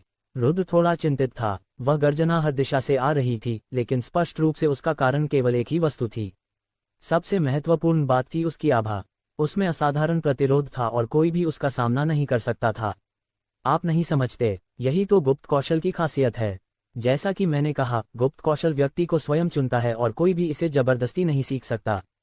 जब किसी व्यक्ति की शक्ति गुप्त कौशल की शक्ति से कहीं अधिक हो जाती है, तभी वह उसे बलपूर्वक ग्रहण कर सकता है, आत्मसात कर सकता है और अपने उपयोग के लिए परिष्कृत कर सकता है। लेकिन गुप्त कौशल को बलपूर्वक आत्मसात करने के लिए व्यक्ति का कम से कम मार्शल लॉर्ड स्तर का होना आवश्यक है। साथ ही इसका यह मतलब नहीं है कि मार्शल लॉर्ड सभी गुप्त कौशलों को जबरदस्ती अपने कब्जे में ले सकते हैं। चूंकि ये कौशल मनुष्यों द्वारा बनाए गए हैं, इसलिए इनमें कमजोर और मजबूत दोनों तरह के कौशल होते हैं। शायद मार्शल लॉर्ड्स मार्शल किंग्स द्वारा निर्मित गुप्त कौशलों को जबरदस्ती अपने कब्जे में ले सकते हैं। हालांकि मार्शल सम्राटों द्वारा निर्मित गुप्त कौशलों के लिए मार्शल किंग्स भी ऐसा नहीं कर सकते। अगर मैं गलत नहीं हूं, तो इस मकबरे में मौजूद गुप्त कौशल संभवतः किसी मार्शल सम्राट द्वारा बनाया गया था, मायावी रानी ने समझाया। क्या मार्शल सम्राट? अंकुश ने सम्राट स्तर में प्रवेश कर लिया और मार्शल सम्राट बन गई। रुद्र पूरी तरह से हैरान था। उसके चेहरे पर हैरानी और विस्मय साफ झलक रहा था। रुद्र के कई सवालों के बाद मायावी रानी ने आखिरकार रुद्र को मार्शल साधना के सभी स्तरों के बारे में बताया। पता चला कि साधना के सफर में केवल आत्मा, उत्पत्ति, गहन और स्वर्ग के 4 स्तर ही नहीं हैं। इन 4 स्तरों के बाद 4 और भी शक्तिशाली स्तर हैं। भगवानों का लोक, उनके पास स्वर्ग से अवतरित भगवान जैसी शक्ति थी। उस लोक में प्रवेश करने वालों के पास पर्याप्त साधना प्रतिभा होनी चाहिए और वे ही परम प्रतिभावान माने जाते थे। राजाओं का लोक, भगवानों के लोक से ऊपर होने के कारण वे वास्तविक राजा थे और मार्शल किंग कहलाने के पूर्ण योग्य थे। उस लोक में प्रवेश करने वाले साधारण प्रतिभावान साधक नहीं होते थे। उस लोक में प्रवेश करने के लिए उन्हें अपार अवसर और असीम धन संपत्ति प्राप्त होनी चाहिए थी। सम्राट का लोक, एक ऐसा लोक जो राजा के लोक से कहीं अधिक श्रेष्ठ था। जो लोग उस लोक में प्रवेश कर पाते थे, वे साधारण नहीं होते थे। यदि उनके पास दिव्य शरीर न भी होता, तो उनका रक्त अद्वितीय होता। संक्षेप में, उनमें ऐसी क्षमता होती थी जो सामान्य लोगों में नहीं होती थी, और ऐसी योग्यताएं होती थीं जो सामान्य लोगों के पास नहीं होती थीं। इसके अलावा उन्हें अनगिनत अवसरों की आवश्यकता थी, अन्यथा उच्च क्षमता होने पर भी वरिष्ठ के मार्गदर्शन के बिना उनके लिए उस क्षेत्र में प्रवेश करना असंभव था। इसे मार्शल साधना के मार्ग का सर्वोच्च क्षेत्र कहा जा सकता है। जो लोग उस क्षेत्र में प्रवेश करके मार्शल सम्राट बनते थे, वे महान व्यक्तित्व होते थे। उनका नाम और उनकी कहानियां हजारों वर्षों तक पीढ़ी दर पीढ़ी सुनाई जाती थीं। पूर्वज क्षेत्र के बारे में मायावी रानी ने ज्यादा कुछ नहीं बताया। उसने रुद्र से बस इतना ही कहा, मार्शल साधना का कोई अंत नहीं है। वर्तमान के सभी स्तर पिछली पीढ़ियों के अनगिनत लोगों द्वारा खोले गए हैं, लेकिन यह निश्चित रूप से मार्शल साधना का अंतिम स्तर नहीं है। पूर्वज लोक को एक मिथक कहा जा सकता है। उस लोक में प्रवेश करने वाले लोगों की संख्या अत्यंत कम थी। हालांकि ये निश्चित रूप से नहीं कहा जा सकता था कि पूर्वज लोक ही मार्शल साधना का अंतिम पड़ाव था, क्योंकि जो लोग पूर्वज लोक में प्रवेश करके मार्शल पूर्वज बन जाते थे वे प्राचीन दानव होते थे जिनकी पूजा देवताओं के समान की जाती थी। फिर भी वे मार्शल साधना करना बंद नहीं करते थे और उसे जारी रखते थे। कुल मिलाकर मार्शल साधना के ज्ञात क्षेत्रों में मार्शल पूर्वज सचमुच किंवदंतियों के समान थे, क्योंकि भले ही वे अस्तित्व में थे, आम लोगों को उन्हें देखने का अवसर भी नहीं मिलता था। वे स्वर्ग और पृथ्वी में विद्यमान देवताओं के समान थे। दूसरी ओर मार्शल सम्राटों का क्षेत्र मार्शल साधना के मार्ग में वास्तविक शिखर बन गया। यहाँ तक कि कई प्रतिभाशाली या दिव्य शरीर वाले लोग भी जीवन भर संघर्ष करते रहे, लेकिन उस क्षेत्र में प्रवेश नहीं कर सके। किंवदंतियों के अनुसार जब अंकुश की मृत्यु हुई तब उनकी आयु मात्र 15 वर्ष थी, और यह जानकर रुद्र काफी स्तब्ध रह गए। 15 वर्ष की आयु में ही वह मार्शल सम्राट बन गए। ये कुछ ज्यादा ही भयावह था, लेकिन कुछ और गहन चिंतन के बाद रुद्र को अचानक ज्ञान प्राप्त हुआ और उन्हें सम्राट के मकबरे का अर्थ समझ में आ गया। तुम इतना हैरान क्यों हो रहे हो?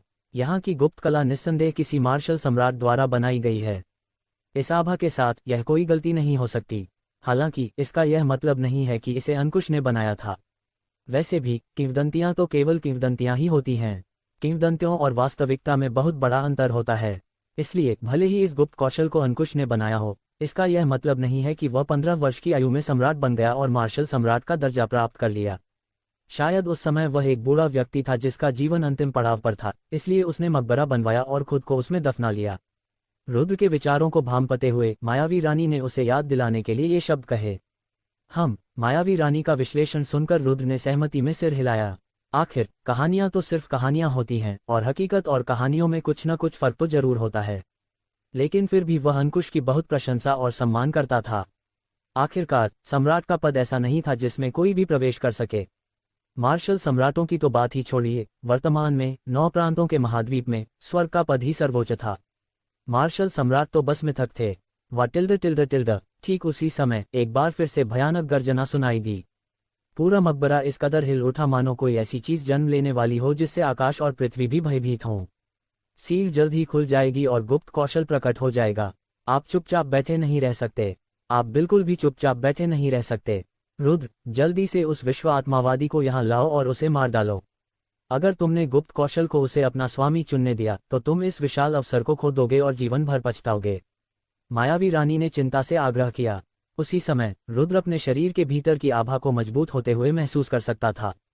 मूल शक्ति से भी कहीं अधिक शक्ति उसके शरीर के हर कोने में व्याप्त थी। गहन क्षेत्र का प्रथम स्तर। स्पष्टतः मायावी रानी ने रुद्र को अपनी शक्ति प्रदान की थी। ओह, तुम्हें अपनी स्रोत ऊर्जा नहीं चाहिए। उसी क्षण रुद्र का तनाव भी चरम पर पहुंच गया। उसे समझ नहीं आ रहा था कि विश्व आत्मावादी को कैसे अपने पास बुलाए, इसलिए उसने यूं ही चिल्लाकर यह बात कह दी। झट से जैसे ही उसने बोलना समाप्त किया, एक शरीर तेजी से उस सुरंग से बाहर निकला। वह वही धूसर चोगा पहने व्यक्ति था। हालांकि उसका चेहरा स्पष्ट रूप से दिखाई नहीं दे रहा था, लेकिन उसकी निगाहों से सदमा, क्रोध और हत्या का इरादा स्पष्ट हो रहा था। एक विश्व आत्मा ग्रे चोगा। वह सचमुच एक ग्रे चोगा विश्व आत्मावादी है। रुद्र, उसका चोगा उतार दो, वरना इस जाल की शक्ति पूरी तरह से काम नहीं कर पाएगी। उसका विश्व आत्मा ग्रे चोगा इस जाल की शक्ति को निष्क्रिय कर सकता है। मायावी रानी ने गंभीरता से याद दिलाया। वूश, लगभग उसी समय जब मायावी रानी ने रुद्र को याद दिलाया, धूसर चोगा पहने व्यक्ति ने बिना कुछ बोले सीधे हमला कर दिया। वह रुद्र की ओर कूदा, अपनी हथेली उठाई और उसे रुद्र की ओर निशाना बनाया। वह निर्दयी था और स्पष्ट रूप से रुद्र को जान से मारना चाहता था। हालांकि जैसे ही वह व्यक्ति मंच पर आया, रुद्र ने जाल सक्रिय कर दिया। मंच पर बने प्रतीक हिलने लगे और चारों दिशाओं में प्रकाश फैल गया। धूसर चोगे वाले व्यक्ति की आभा तुरंत दब गई। रुद्र ने आसानी से अपने हाथ से वार को चकमा दे दिया। उसी क्षण धूसर चोगा पहने व्यक्ति थोड़ा घबरा गया। उसने कभी सोचा भी नहीं था कि रुद्र भी एक विश्व आत्मावादी है। वहां एक आत्मा संरचना का जाल बिछाया गया था और उसकी साधना को दबाया जा रहा था। रुद्र ने मौके का फायदा उठाते हुए अपना हाथ बढ़ाया। मायावी रानी के कहे अनुसार उसने धूसर चोगा पहने व्यक्ति का विश्व आत्मा धूसर चोगा पकड़ लिया।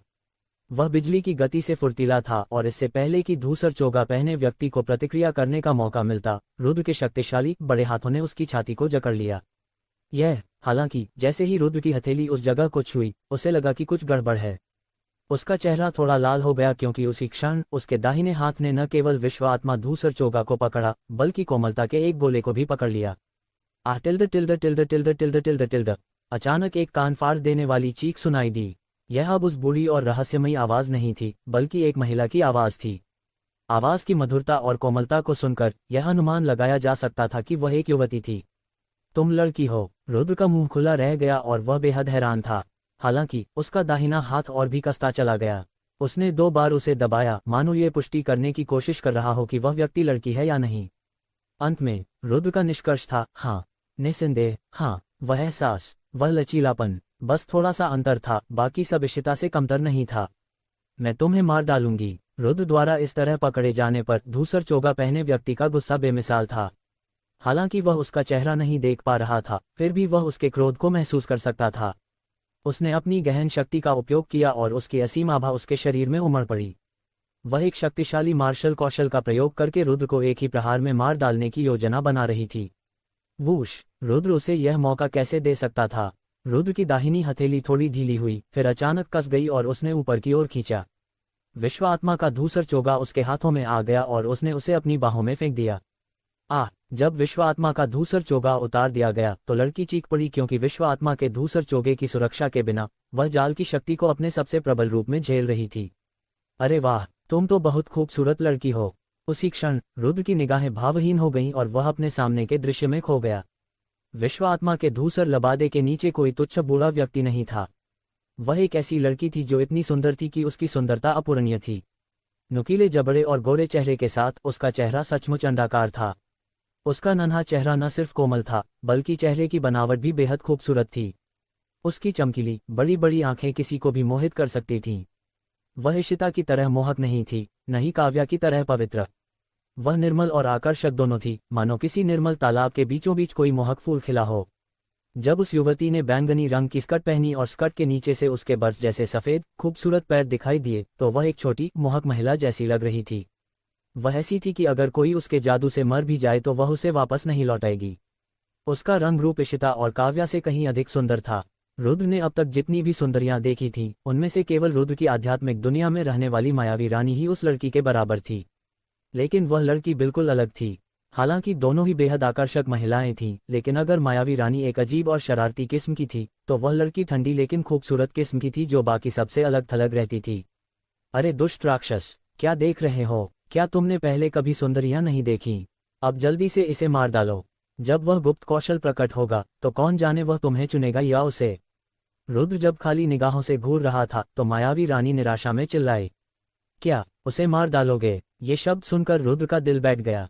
अगर उसे किसी बेहद जघन्य अपराधी को मारने का आदेश दिया जाता तो रुद्र जरा भी दया नहीं दिखाता। लेकिन अगर उसे किसी ऐसे व्यक्ति को मारने का आदेश दिया जाता जिसका उससे कोई द्वेष नहीं था और जो इतनी खूबसूरत युवती भी थी, तो वह ऐसा बिल्कुल नहीं कर सकता था। कितना नीच इंसान है तू! मेरी साजिश रचने की हिम्मत कैसे हुई? आज मैं तेरे शव के 10,000 टुकड़े कर दूंगा। ठीक उसी समय लड़की ने जोर से चीख मारी। उसके काले बाल बैंगनी रंग के हो गए और उसकी मनमोहक आंखें भी बैंगनी हो गईं। उसके शरीर से लगातार बैंगनी रंग की गैस की लकीरें निकल रही थीं। वे प्रकाश, पानी और आग जैसी लग रही थीं। वे बेहद विचित्र थीं और लड़की के चारों ओर चक्कर लगा रही थीं, साथ ही आपस में उलझ भी रही थीं। उसी समय लड़की को केंद्र में रखकर अदृश्य लहरों की परतें लगातार फैलती गईं। एक लहर के बाद दूसरी लहर आती गई और हर लहर पिछली लहर से ज्यादा शक्तिशाली थी। अचानक इस तरह विस्फोट होने पर रुद्र भी इसे रोक नहीं पाया और उसे जबरदस्ती दूर फेंक दिया गया। वूश! वह अचानक हुए हमले से अचंभित रह गया और रुद्र ऊंचे मंच से गिर गया। एक शानदार बैकफ्लिप के साथ वह मजबूती से जमीन पर उतरा।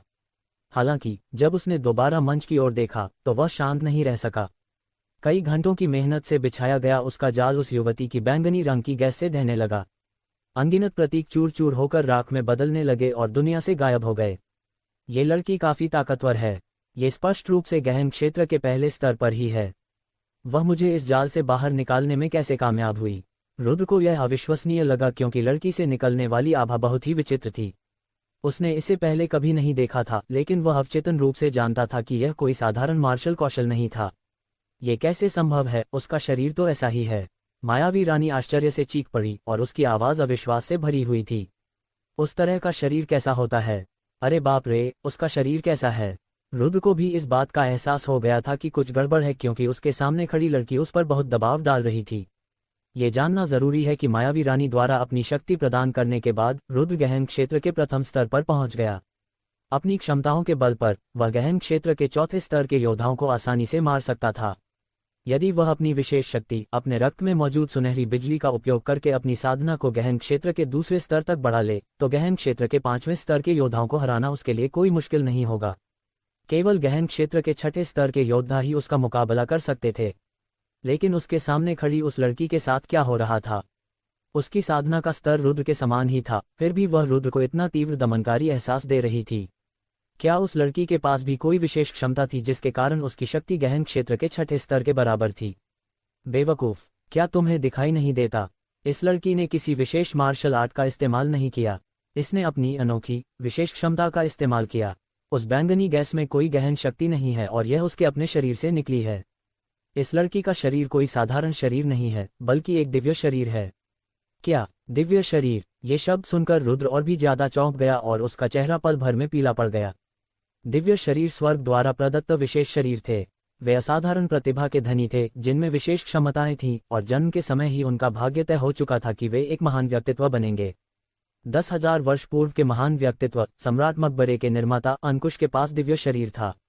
रुद्र की इतनी शक्तिशाली युद्ध क्षमता का कारण संभवतः उनका दिव्य शरीर ही था। हालांकि संदेह मात्र थे और उनके पास कोई ठोस सबूत नहीं था, लेकिन उनकी आंखों के सामने, उनके चेहरे के सामने, उनकी प्रतिद्वंदी, एक युवती जो उन्हें 10,000 टुकड़ों में तोड़ देने की धमकी दे रही थी, के पास एक वास्तविक दिव्य शरीर था। पहली बार जब रुद्र अपने ही पीढ़ी के किसी व्यक्ति से लड़ रहा था, तो उसे ऐसा लगा मानो कोई शक्तिशाली शत्रु उसके सामने आ गया हो। उसे अपना पूरा जोर लगाना पड़ा। उसे सावधानी से और गंभीरता से इस लड़ाई को लड़ना पड़ा। धमाका, एक जोरदार धमाका गूंजा और अनगिनत प्रतीक धुएं की तरह गायब हो गए।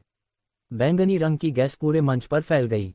लड़की ने रुद्र के जाल को पूरी तरह से नष्ट कर दिया और वह एक एक कदम बढ़ाते हुए मंच से नीचे उतर रही थी। उसके बैंगनी रंग के बाल हवा में बेतहाशा लहरा रहे थे और उसकी बैंगनी आंखों में रक्त पिपासा झलक रही थी। उसकी बैंगनी रंग की स्कर्ट बिना हवा के लहरा रही थी और उसके शरीर से निकलती बैंगनी गैस उसके पीछे पीछे चल रही थी। कितनी प्रबल शक्ति! ये तो सचमुच एक दिव्य शरीर है। रुद्र का चेहरा पीला पड़ गया था। हालांकि वह पीछे नहीं हटा, लेकिन आसानी से आगे बढ़ने की हिम्मत भी नहीं कर पा रहा था। हमला शुरू करने की तो बात ही छोड़िए, उसके माथे से पसीने की बूंदें टपक रही थी। उसे वाकई खतरा महसूस हो रहा था और यह पहली बार था जब उसे ऐसा कदम उठाने के लिए मजबूर होना पड़ा था। वाटिल्ड, गड़गड़ाहट। ठीक उसी समय चारों ओर कान फाड़ देने वाली गर्जना गूंज उठी, जो पहले से कई गुना अधिक तीव्र थी। धरती कांप उठी और दरारें भी पड़ गईं। चट्टानों के गिरने की आवाजें सुनाई देने लगीं, और सबसे महत्वपूर्ण बात यह थी कि एक शक्तिशाली लेकिन प्राचीन दमनकारी भावना उन पर टूट पड़ी। पौराणिक गुप्त कौशल प्रकट हुआ। बाघ की दहाड़ चारों दिशाओं में गूंज उठी और उसने पूरी दुनिया को हिला दिया। मकबरा इतनी बुरी तरह कांप रहा था मानो किसी भी क्षण ढह जाएगा। उस दबाव में, उस शक्ति के सामने, बैंगनी वस्त्र पहने उस अनन्या ने जो प्रतिरोध दिखाया था, वह बहुत छोटा प्रतीत हुआ। वह पूरी तरह से दब गया और उसका उल्लेख करना भी व्यर्थ था। तुम दोनों छोटे बच्चे कहाँ से आए हो और मेरी नींद में खलल डालने की हिम्मत कैसे करते हो? वह आवाज 10,000 जानवरों की एक साथ दहाड़ जैसी लग रही थी, फिर भी किसी शक्तिशाली व्यक्ति की गर्जना जैसी भी। ऐसा लग रहा था मानो वह हर दिशा से आ रही हो, फिर भी मानो आत्मा की गहराई से आ रही हो। वह भारी और शक्तिशाली थी और उसमें प्राचीन आभा भरी हुई थी। उस आभा की आयु विचित्र लग रही थी, मानो कोई आत्मा 10,000 वर्षों तक सोई रही हो और अभी अभी जागी हो। वह लोगों पर एक ऐसा दबाव डालती थी जो इस दुनिया का नहीं था। मैं आपको प्रणाम करती हूँ। मेरा दखल देने का कोई इरादा नहीं था, लेकिन मैं नहीं चाहती थी कि आप यहाँ कैद रहें और आपकी शक्ति दफन हो जाए। इसलिए मैंने आपको मुक्त करने के लिए ये गुस्ताखी भरा काम किया। इसके जवाब में बैंगनी वस्त्र पहने अनन्या ने एक झटके में आधा घुटना जमीन पर रख दिया, अपने हाथ जोड़े और हवा को प्रणाम किया। बकवास, मैं अब तक आराम करना चाहता था। अगर मैं बाहर आकर थोड़ा सा अंगड़ाई न लेता तो तुम्हारे जैसे छोटे बच्चे मुझे कैसे जगा सकते थे? उस आवाज में थोड़ी सी नाराजगी झलकने लगी। पलक झपकते ही चारों ओर से सफेद रंग की गैस उमड़ पड़ी। वह हवा में संघनित होने लगी और देखते ही देखते एक विशाल सफेद बाघ का रूप ले लिया। वह बाघ बेहद विशाल था। उसकी लंबाई 20 मीटर से भी अधिक थी और उसका एक पंजा रुद्र को कुचलकर मांस का टुकड़ा बना सकता था। हालांकि वह एक सफेद बाघ था, लेकिन वह वास्तविक शरीर नहीं था। उसके पूरे शरीर पर सफेद गैस छाई हुई थी। ऐसा लग रहा था जैसे कोहरा हवा में घूम रहा हो और वह रुद्र और उस अनन्या को घूर रहा हो। उसकी आंखों में पुतलियां नहीं थीं और दोनों आंखें दो काले गड्ढों जैसी थीं। हालांकि जब वे रुद्र के पास से गुजरी तो वह कांप उठा और उसकी आत्मा में एक अजीब सा दबाव महसूस हुआ। रुद्र को पूरा यकीन था कि अगर उसने हमला किया तो वह पल भर में गायब हो जाएगा। अरे बच्चे, तुम में कोई खास बात नहीं है। तुमने न सिर्फ छुपकर घुसपैठ की बल्कि गुप्त रूप से अचानक हमला करने की योजना बनाकर मछुआरे का फायदा उठाने की कोशिश भी की। रुद्र पर नजर घुमाते हुए उसने ठंडे लहजे में ये कहा। जाहिर है अभी अभी बाहर आने के बावजूद उसे मकबरे में हुई सारी बातें अच्छी तरह समझ आ गई थीं। उस पर रुद्र कुछ नहीं बोला। उसने भौहें चढ़ा लीं पर कोई आवाज नहीं निकाली। ऐसा नहीं था कि वह बोलना नहीं चाहता था, बल्कि उसे समझ नहीं आ रहा था कि क्या बोले। उसे लगा कि 10,000 साल से भी ज्यादा जी चुके उस बूढ़े राक्षस के सामने चापलूसी भरे शब्द बेकार होंगे। उससे ज्यादा चालाक कोई नहीं होगा, और जिन पुलों को उसने पार किया था वे रुद्र के अब तक के सफर से भी कहीं ज्यादा कठिन थे। हालांकि जब देवतुल्य श्वेत बाघ ने रुद्र के बारे में नकारात्मक राय दी तो बैंगनी वस्त्र पहने अनन्या मन ही मन प्रसन्न हुई। उसके होंठों पर हल्की सी आत्मसंतुष्ट मुस्कान आ गई। उसे लगा कि अगर श्वेत बाघ रुद्र को अस्वीकार कर दे तो उसकी विरासत प्राप्त करने की संभावना कहीं अधिक बढ़ जाएगी। बच्चे, तुम भी किसी काम के नहीं हो। तुम यहाँ सिर्फ मेरी शक्ति प्राप्त करने के लिए आए हो। तुमने पहले उसे जान से मारने की कोशिश की थी। इससे साफ है कि तुम अपने लक्ष्य तक पहुंचने के लिए किसी भी तरीके का इस्तेमाल करने की परवाह नहीं करती। अगर तुम इस उम्र में ऐसी हो तो बड़े होकर क्या होगा। लेकिन तभी सफेद बाघ ने बैंगनी कपड़े पहनी अनन्या पर एक नजर डाली और फिर ठंडे लहजे में फटकार लगाए। वरिष्ठ, मुझे पता है मैंने गलती की है।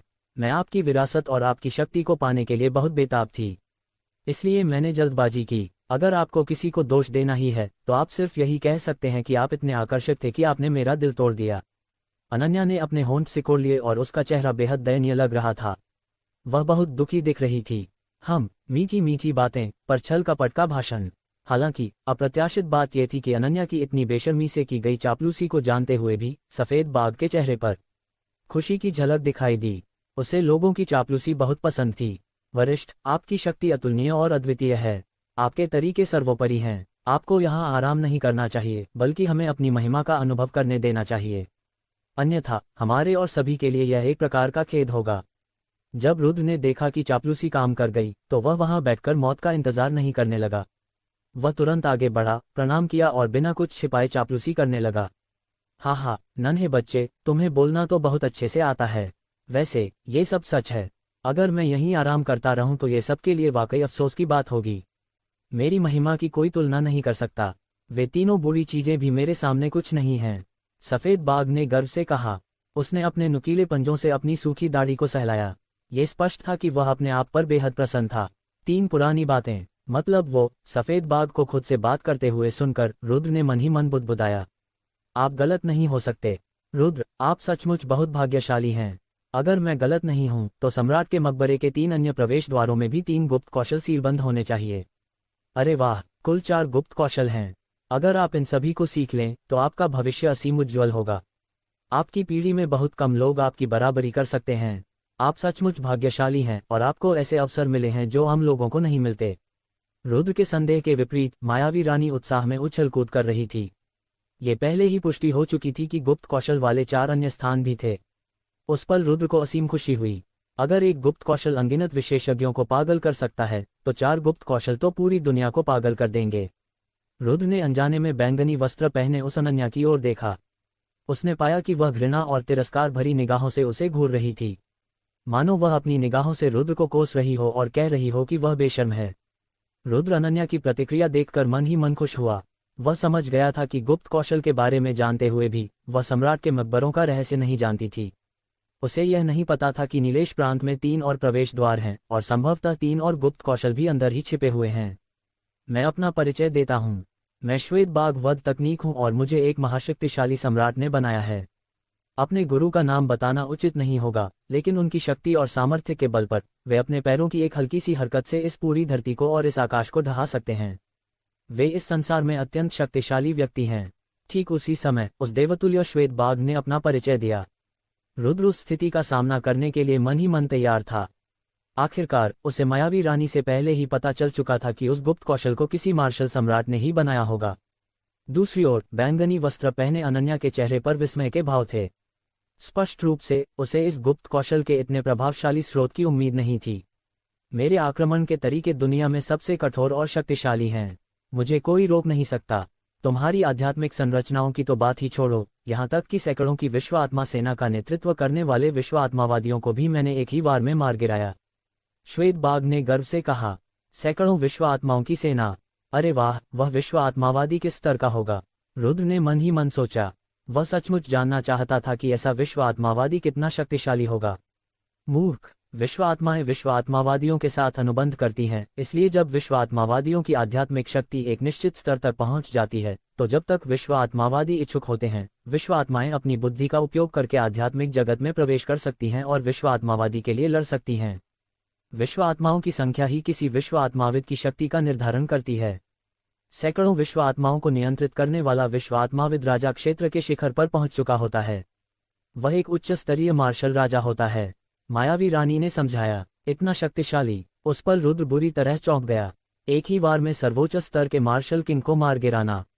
इसका मतलब दो बातें थीं। पहली, इसका मतलब था कि श्वेत बाघ वध तकनीक का उस्ताद बेहद शक्तिशाली था और यह संभवतः 9 प्रांतों का महान चरित्र अंकुश हो सकता था।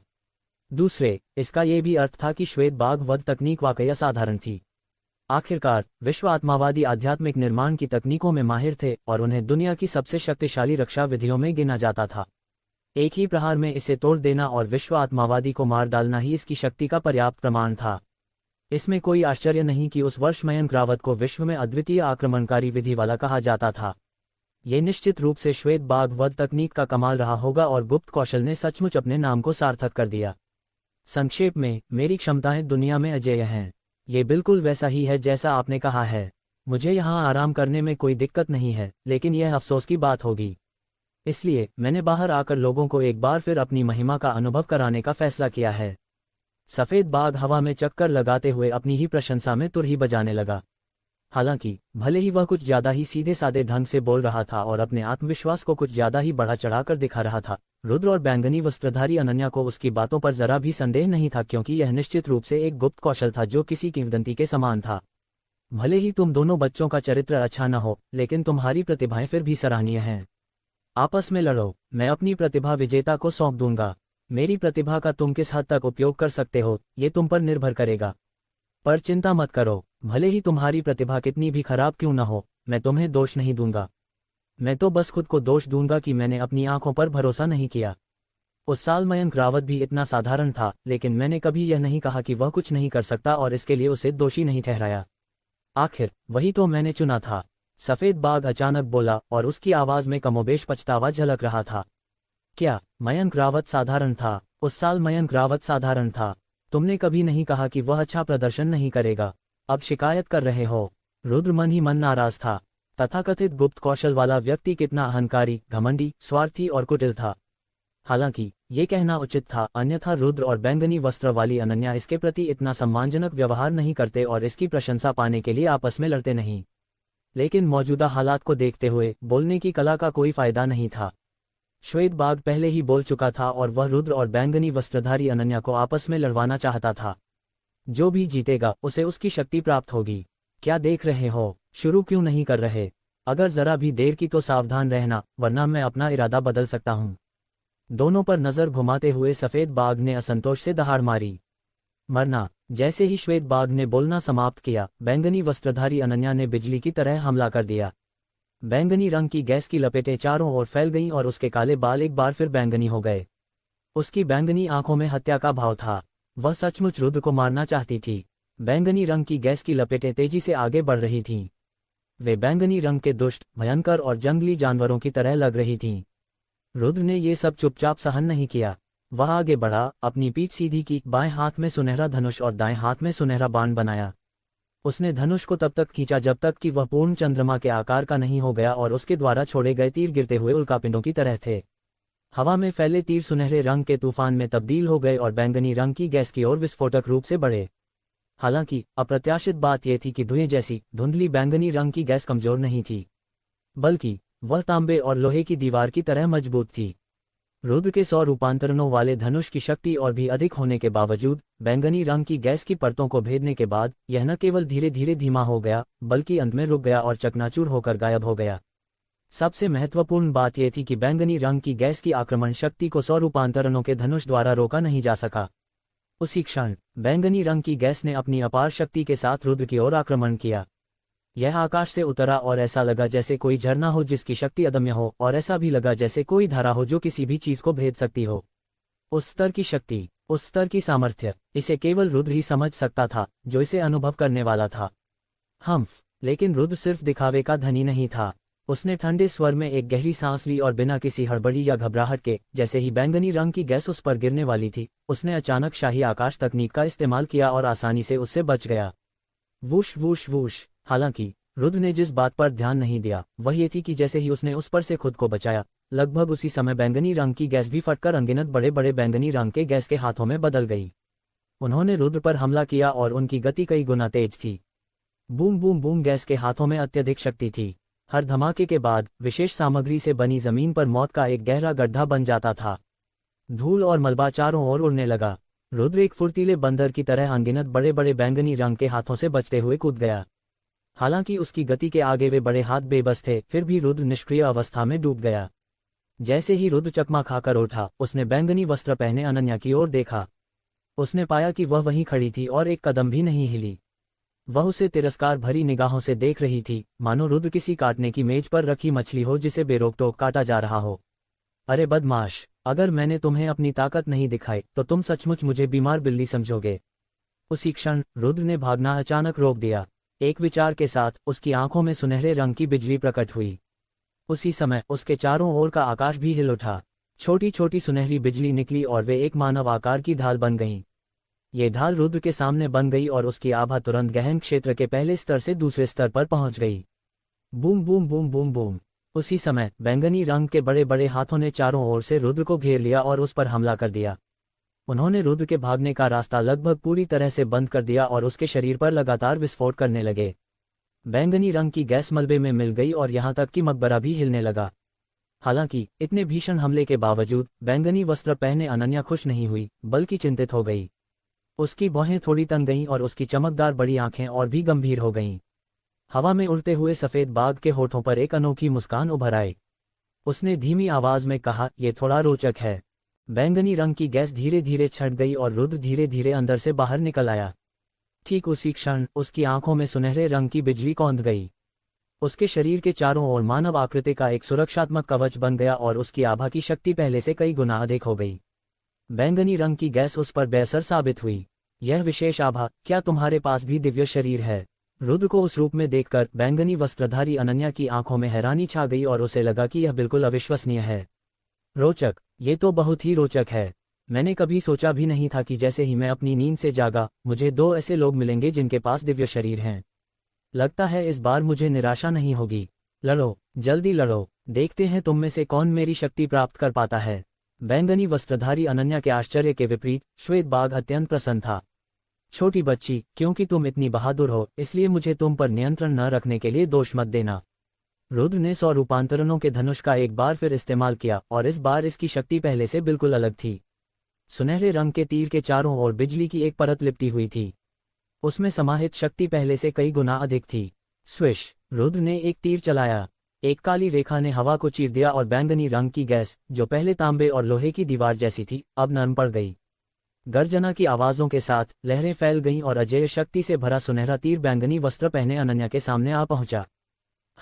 हालांकि रुद्र को इस बात की उम्मीद नहीं थी कि बैंगनी वस्त्र पहने अनन्या ने रुद्र द्वारा चलाए गए तीर को न तो रोका और न ही उससे बच पाए। उसका सफेद हाथ बिजली की तरह तेजी से बढ़ा और उसने सुनहरे रंग के तीर को अपने हाथ में पकड़ लिया। उसके बाद उसने बस हल्के से मुट्ठी भींची और एक झटके में सुनहरे रंग के बिजली के तीर के चारों ओर लिपटी बिजली गायब हो गई। वह जरा सा भी नुकसान पहुंचाने में असमर्थ रही। तरीका तो अच्छा है, लेकिन मैं देखना चाहूंगी कि आप इसके साथ क्या करेंगे। रुद्र ने एक कदम आगे बढ़ाया और अपने धनुष को बेतहाशा खींचना शुरू कर दिया। सुनहरे रंग के तीर पहले की तरह ही शक्तिशाली थे, लेकिन अब वे एक के बजाय कई हो गए थे। वे सचमुच घनी संख्या में थे और जैसे ही वे अनन्या की ओर बढ़े, उन्होंने मानो आकाश को ढक लिया हो। मुझे तो लगा था कि यह काफी शानदार है, लेकिन इन सब के बाद भी आपने अपनी साधना का स्तर केवल एक ही बढ़ाया है। आपकी सबसे शक्तिशाली विधि तो केवल 5वें दर्जे की मार्शल स्किल है। अनन्या के होंठ धीरे धीरे व्यंग्यात्मक मुस्कान में बदल गए। उसके बाद उसकी बैंगनी रंग की आंखें लगातार चमकने लगीं। उसके चारों ओर एक निराकार आभा फैल गई और उसने पूरे मकबरे को घेर लिया। उस आभा के प्रकट होने के बाद रुद्र ने अत्यधिक दबाव महसूस किया।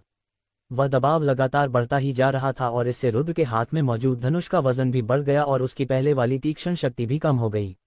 ये शक्ति तो बहुत प्रबल है। उसने कौन सी विधि अपनाई? रुद्र पूरी तरह से हैरान था। उसने देखा कि उस शक्ति के सामने उसके सुनहरे तीर हवा में ही जम गए थे। वे शक्ति के वश में थे और उसके नियंत्रण से बाहर थे। लेकिन यह अंत नहीं था। जैसे जैसे भयानक आभा लहर दर लहर फैलती गई, धीरे धीरे अनन्या के बाहर एक बड़ी बैंगनी रंग की घंटी दिखाई दी। नहीं, यह कोई बड़ी घंटी नहीं थी। सटीक कहें तो यह एक छोटी घंटी होनी चाहिए थी। बैंगनी रंग की घंटी, उस पर विशेष आकृतियां बनी हुई थीं, मानो उसमें जीवन हो और वह लगातार बदल रही हो। केवल इसलिए कि वह बहुत बड़ी दिखती थी, वह एक बड़ी घंटी जैसी प्रतीत होती थी क्योंकि वह अपने अंदर मौजूद अनन्या की रक्षा कर रही थी। डिंग! अचानक बैंगनी रंग की घंटी थोड़ी सी हिली और घंटियों की आवाज गूंज उठी। पल भर में इसने सभी आवाजों को दबा दिया और सब कुछ शांत हो गया। केवल घंटी की विशेष ध्वनि ही सुनाई दे रही थी। घंटी बजते ही हवा में जमे हुए सुनहरे रंग के तीर चकनाचूर हो गए। रुद्र ने भी उस तीव्र बल को महसूस किया। चारों दिशाओं से आ रहा एक प्रकार का दबाव उसके शरीर में प्रवेश कर रहा था और उसके डेंटियन पर दबाव डाल रहा था। धिक्कार है, ये शक्ति कितनी प्रबल है! रुद्र ने दांत पीसते हुए अपने पूरे शरीर में व्याप्त गहन शक्ति का उपयोग करके उस दबाव को रोकने का प्रयास किया।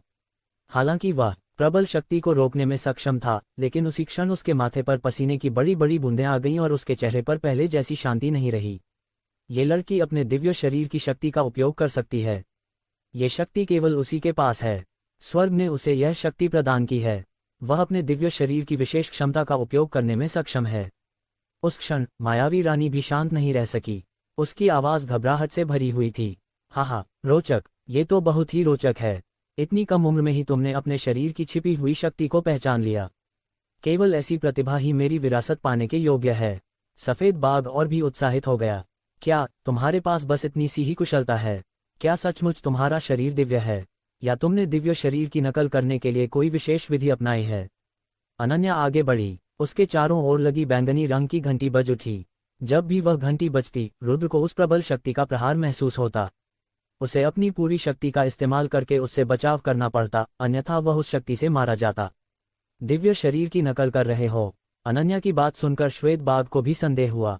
हालांकि रुद्र की सुनहरे रंग की बिजली बहुत खास थी, लेकिन जरूरी नहीं कि वह दिव्य शरीरों की विशेष शक्ति का प्रतिनिधित्व करती हो, क्योंकि उस समय रुद्र की साधना गहन स्तर के दूसरे स्तर पर थी, जबकि अनन्या की साधना गहन स्तर के पहले स्तर पर थी।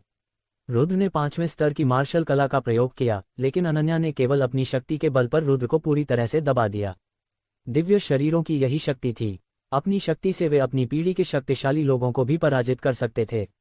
स्वर्ग द्वारा प्रदत्त शक्ति और अद्वितीय शरीर के बल पर वे एक क्षेत्र के अधिपति कहलाने वाले एक विशाल व्यक्तित्व के रूप में उभरने के लिए नियत थे। डिंग! घंटी बार बार बजती रही और अनन्या करीब आती गई।